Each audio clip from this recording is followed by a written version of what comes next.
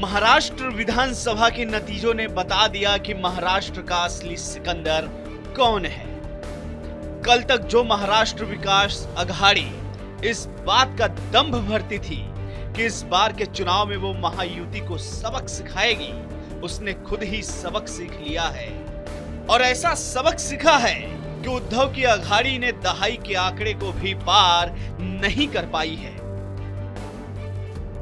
महाराष्ट्र में जो चमत्कार हुआ है उसके पीछे डिप्टी सीएम देवेंद्र फडणवीस का बहुत बड़ा रोल रहा है।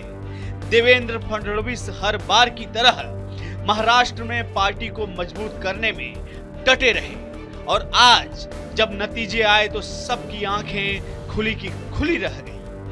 अब हम आपको देवेंद्र फडणवीस की वो शायरी सुनाते हैं जिसमें उन्होंने कहा था, मेरा पानी उतरता देख मेरे किनारे घर मत बसा लेना, मैं समुंदर हूं लौटकर वापस आऊंगा।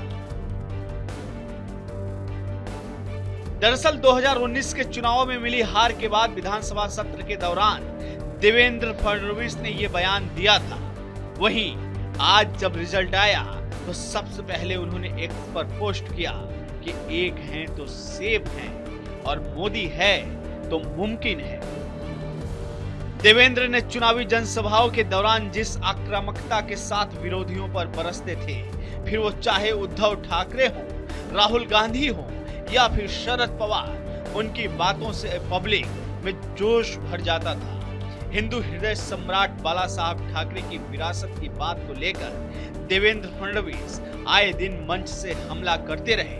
असली शिवसेना और नकली शिवसेना की लड़ाई के बीच हिंदुत्व और बटेंगे तो कटेंगे नारे ने भी कमाल कर दिखाया।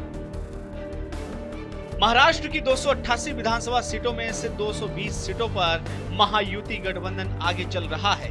उद्धव की इंडिया ब्लॉक की महाविकास अघाड़ी महज 47 सीटों पर ही आगे है। महाराष्ट्र में बीजेपी अकेले 124 सीटों पर आगे चल रही है। गठबंधन में उसके साथ ही शिवसेना शिंदे गुट को 56 और एनसीपी अजित पवार गुट को 37 सीटें मिलती हुई नजर आ रही हैं। देवेंद्र फडणवीस के शानदार करिश्मा के बाद अब जो सबसे बड़ा सवाल है वो सीएम को लेकर है कि महाराष्ट्र का अगला मुख्यमंत्री कौन होगा।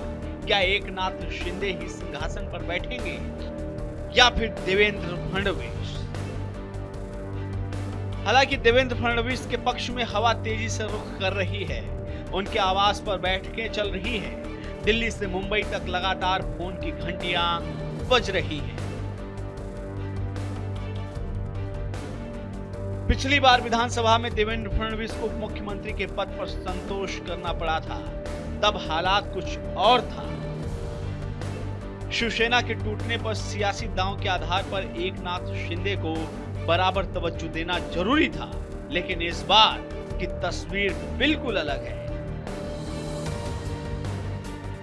इस बार बीजेपी ने सबसे बड़ी जीत हासिल की है, तो जाहिर है कि महाराष्ट्र में अगला सीएम बीजेपी खेमे से ही होगा। ऐसे ही तमाम वीडियो के लिए जुड़े रहिए रिपब्लिक भारत के डिजिटल प्लेटफॉर्म के साथ।